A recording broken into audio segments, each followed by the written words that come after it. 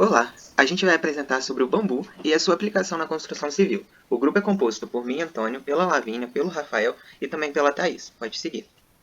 Então, os bambus eles são plantas gramíneas, herbáceas gigantes e lenhosas, de rápido desenvolvimento, o que é uma grande vantagem. Aqui nós temos uma imagem que mostra um pouquinho das partes das plantas com as descrições. Nós temos o colmo, a raiz, a folha do colmo, o nó, entre outros. Há aproximadamente 50 gêneros de bambu no mundo e 1.300 espécies, sendo encontrada desde regiões mais frias, como por exemplo a América do Norte, até regiões mais quentes, como por exemplo a América do Sul e África.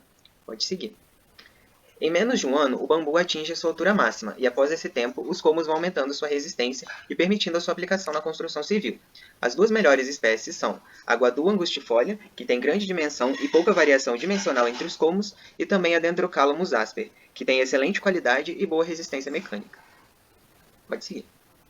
Perfeito. O bambu ele pode ser muito utilizado na construção civil, apesar de ainda não ser um elemento muito comum. A produtividade dele alcança maior resistência, né, depois de 2 anos e meio, então isso demanda baixa energia para produzir e além de ser uma coisa bem sustentável e tudo mais.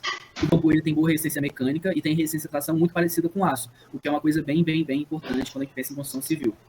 Além disso, pelo fato dele ter o baixo peso específico e a geometria circular oca, isso torna ele um elemento muito leve para as estruturas, além de ser um elemento obviamente bem resistente. A umidade e a dilatação do bambu são controladas, e quando acontece a dilatação e tudo, isso é em sentido radial, ou seja, ele cresce para o lado e não cresce para cima. E isso é muito bom porque evita uma série de problemas em relação à estrutura, trincas e tudo mais. E por fim, o bambu ele possui uma sílica externa que reveste ele, o que torna ele um material impermeável, o que também é muito importante porque evita uma série de tipos de degradação e tudo mais. Tem essa relação que eu botei aqui do lado, que se você dividir a resistência à tração pelo peso específico, é uma constante, você fica com o bambu 2,77 vezes menor do que o do aço. Ou seja, ele é muito leve e muito resistente em relação ao aço, o que torna muito positivo.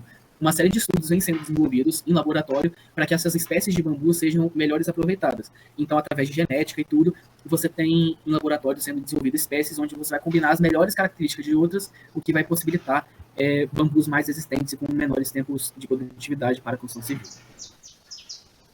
Bom, por conta dessas características que o Rafael falou, a gente percebe que o bambu é um material muito versátil.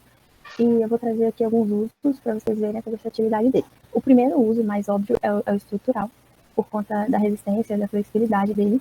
E ele também é chamado de aço verde, porque ele é um material cujas características é bem comparável e, em alguns casos, até superior ao aço. E aqui eu trouxe de exemplo esse albergue ecológico que fica na Bahia, que a gente pode ver que toda a estrutura dele foi feita com esse material. O outro uso para o bambu é para vedação.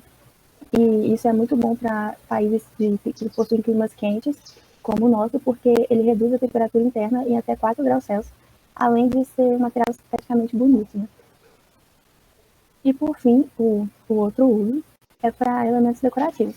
A estrutura dele, quando é aparente, ela já é um elemento decorativo muito interessante porque ela fica muito bonita. Né? E, além disso, ele também pode ser usado para fazer pisos, móveis ou painéis. E aí, nessa foto, a gente consegue ver a versatilidade do bambu, porque ela está desde a estrutura, dos pilares, desde o telhado, passando pelos móveis e pelo piso. Bom, recapitulando mais ou menos o que todo mundo falou, eu trago aqui as vantagens do uso do bambu na estrutura. A eficiência energética dele, que é o quanto você gasta para produzir o bambu, é muito superior ao aço e ao concreto, que torna ele um elemento sustentável, também de baixo custo, e isso tudo se dá também pelo seu ciclo de crescimento rápido, que permite essa sustentabilidade e baixo custo. Enfim.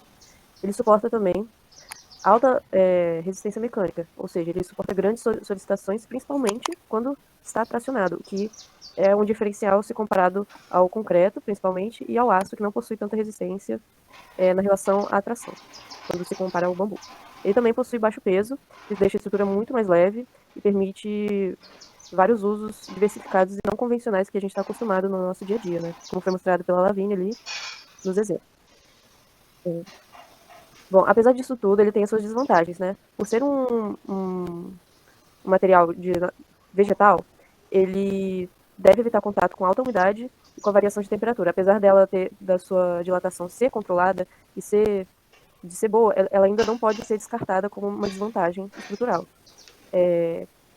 Ela também possui baixa aderência ao concreto, alto risco de incêndio, por ser um vegetal e no processo de utilização ele ser seco, quando o fogo se alastra muito rápido, então tem esse risco.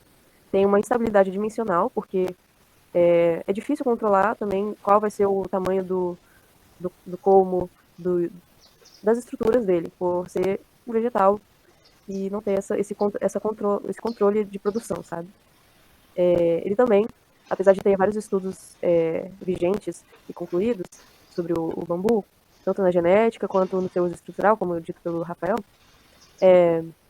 ele ainda não possui uma regulamentação certa, pelo menos no Brasil, pelo seu uso também ser atípico, ele também não tem essa fiscalização, não tem essa regulamentação muito elaborada. E é isso.